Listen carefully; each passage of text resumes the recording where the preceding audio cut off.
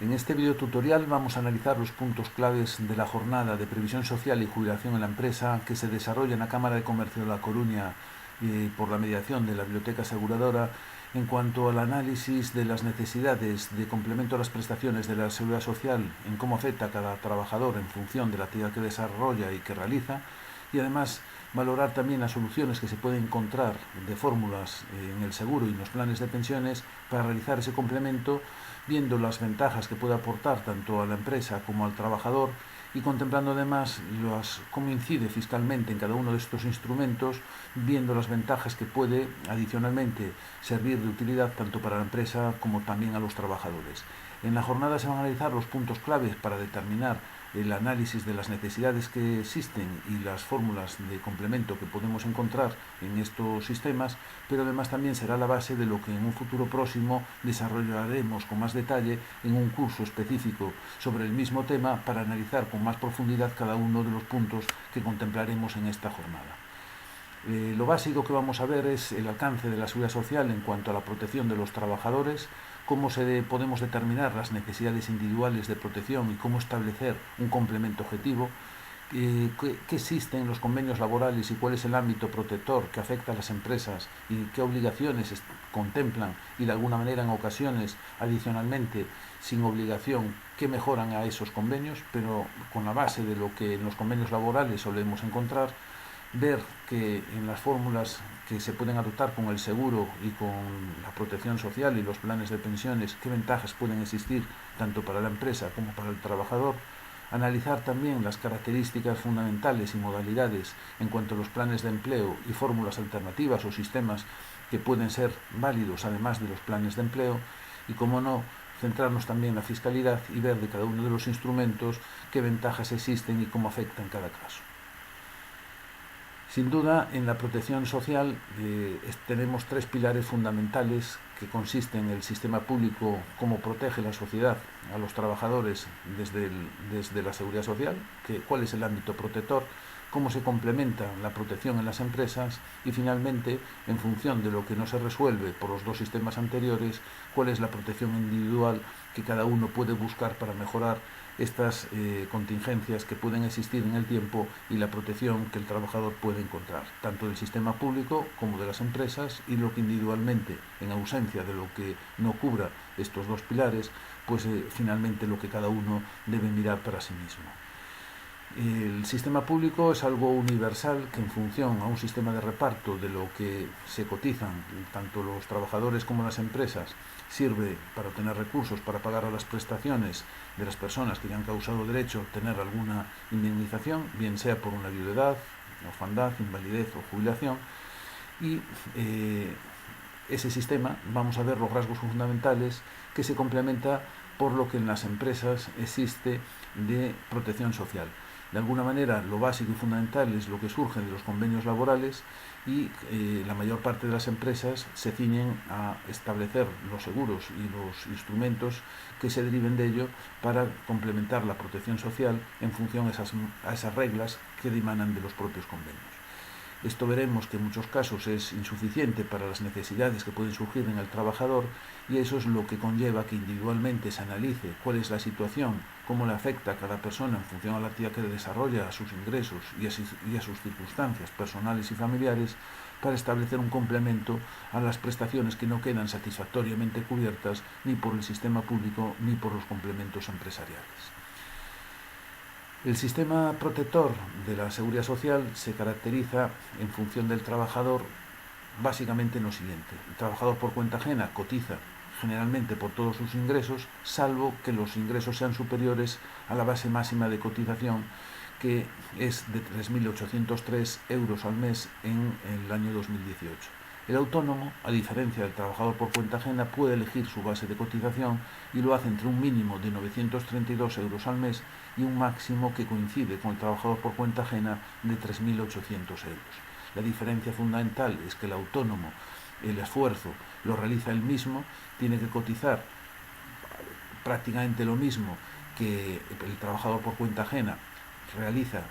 una parte el propio trabajador, que es la parte más pequeña de todo lo que se cotiza, y el resto que cotiza la empresa. El autónomo tiene que hacer todo el esfuerzo por él mismo, y eso supone destinar prácticamente un 30%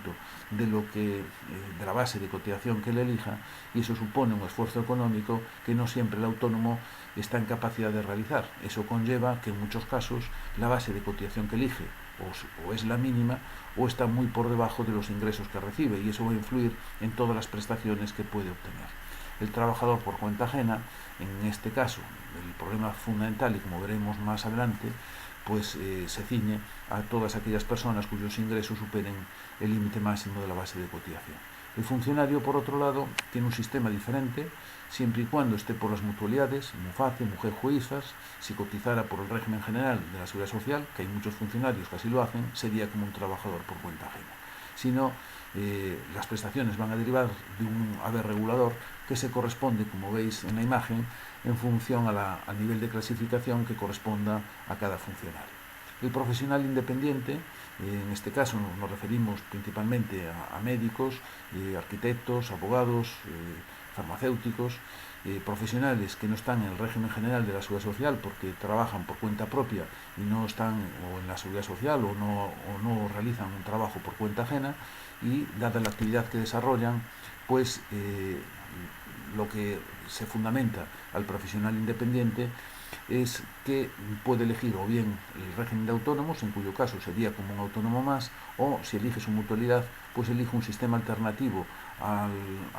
la seguridad social, que implica unas consecuencias que veremos más adelante, de que su protección es inferior a la que podría corresponder a cualquiera de los demás trabajadores, tanto por cuenta ajena, autónomo o funcionario. Suele cotizar, por tanto, por menos de lo que implica además en autónomos elegir la base mínima, lo cual conlleva ciertos riesgos en lo que puede esperar en el futuro de prestaciones. El nivel de protección en cuanto a la incapacidad temporal de la Seguridad Social, el primer mes es algo menos que el 75% de lo que cotiza, y si es por enfermedad común o accidente no laboral, los primeros 3 días no cobra, del cuarto al 20º día sería el 60% de lo que cotiza, y después ya sería el 75%. Si fuera enfermedad profesional o accidente laboral, cobraría el 75% desde el primer momento. ¿Qué ocurre en los trabajadores asalariados? Pues que las empresas generalmente por sus convenios se obligan a complementar al salario fijo al 100%, con lo cual prácticamente el trabajador no sufre una merma económica, considerando de que la parte fija de su retribución, y en muchos casos pues es lo habitual que percibe, no percibe nada adicional, variable, aunque puede haber casos en que sí, pues prácticamente tiene cubierta sus ingresos, aun en el caso de incurrir en una situación de incapacidad temporal. Los autónomos pierden ingresos porque además cotizan por una base inferior, y por tanto si no pueden realizar su actividad van a dejar de percibir sus ingresos habituales, y lo que van a percibir de la Seguridad Social por la prestación de IT pues no va a cubrir todos sus ingresos, sino una parte además de lo que está cotizando, con lo cual la pérdida económica es muy superior. En cuanto a viudedad y orfandad, la viudedad se corresponde con el 52% de lo que se está cotizando, la orfandad el 20% con el límite de 21 años, y el máximo conjunto es el 100% del promedio de las últimas cotizaciones. La pérdida de ingresos será mayor cuando el trabajador tenga ingresos por encima de la base máxima de cotización, y cuando esté por debajo, si tienen hijos a su cargo, la unidad familiar puede complementar prácticamente hasta el 100% de las cotizaciones, pero dejará de percibir ese complemento al 100% en cuanto los hijos alcancen la edad de 21 años. Si no tiene cónyuge ingresos y no tiene hijos, pues lo que percibirá del marido o de la esposa que se produzca el fallecimiento será el 52%, pero no de lo que ingresa, sino de lo que cotiza. La pérdida, por tanto, será mayor cuanto los ingresos sean superiores a la base máxima de cotización. La invalidez, depende del grado, tiene un ámbito protector diferente. Si es una invalidez parcial, es un tanto alzado de 24 mensualidades. Si es una invalidez que incapacita para la profesión habitual, pero se puede ejercer otra, la prestación corresponde con el 55% de lo que se haya cotizado, y si ya es absoluta y permanente, que incapacita para cualquier trabajo, sería el 100%. Como vemos, dependiendo del grado de la invalidez, lo que percibe de la Seguridad Social no alcanza lo que se está percibiendo habitualmente, y en ocasiones esto puede generar un quebranto económico importante. sin duda, para el autónomo que tiene una base de cotización o por la base mínima o por debajo de sus ingresos, se acrecienta el problema. La jubilación, dependiendo del periodo de tiempo que se haya cotizado el sistema, con el mínimo de 15 años que se alcanza el 50% del promedio de las bases de cotización, se alcanzará el 100% a partir de los 35 años, ahora se va a aumentar hasta los 37 años cotizados, y eso implica que se precise haber cotizado un periodo largo de tiempo para alcanzar el 100% del promedio de las bases de cotización,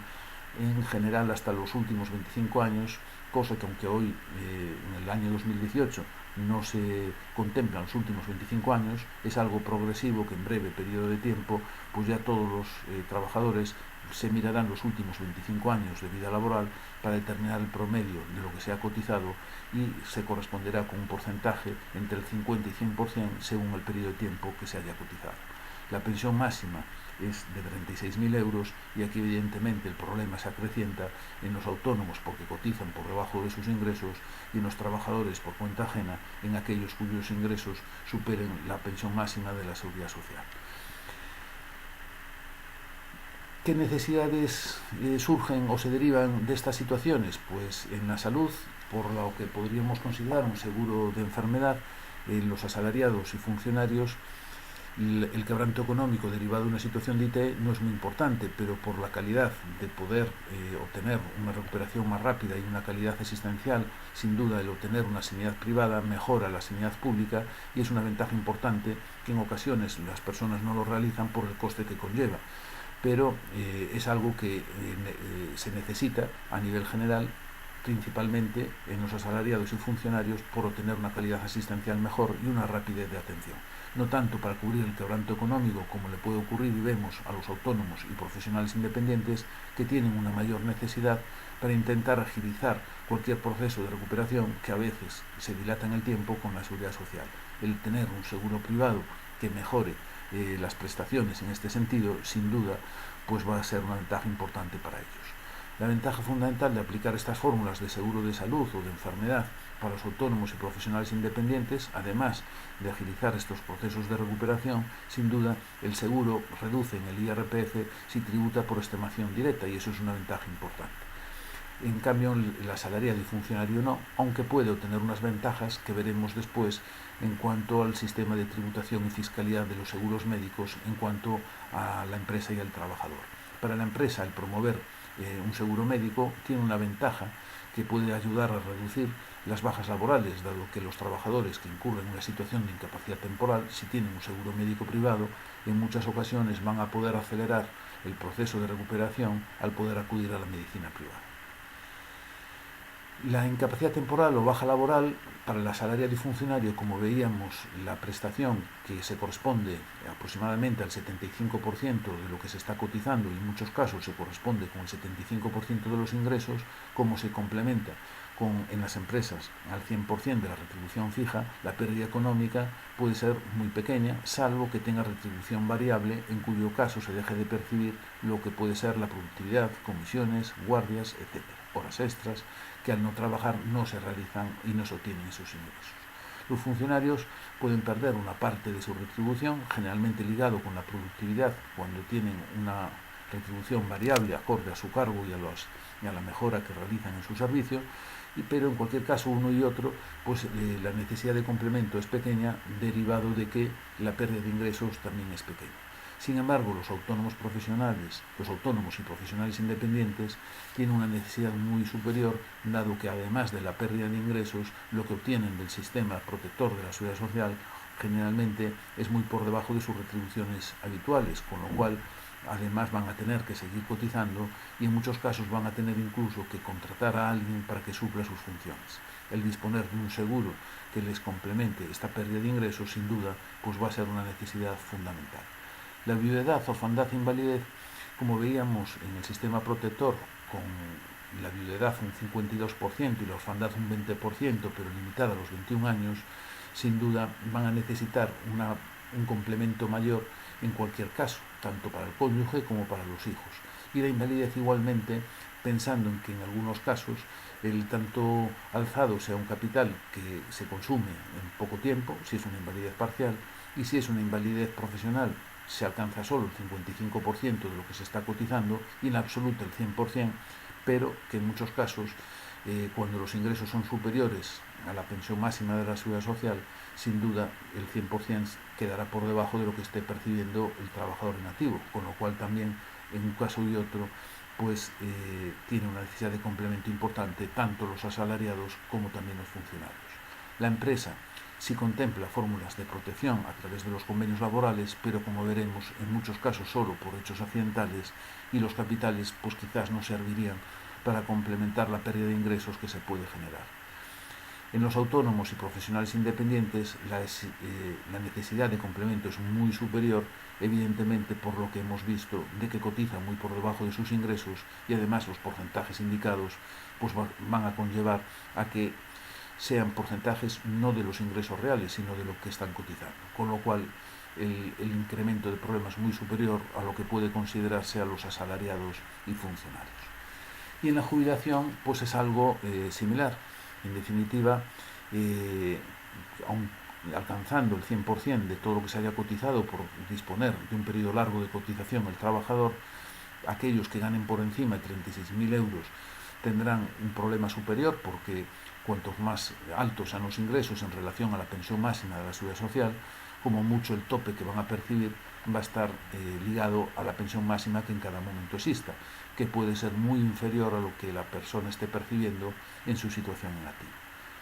Si ganan los ingresos, si los ingresos son inferiores a 36.000 euros,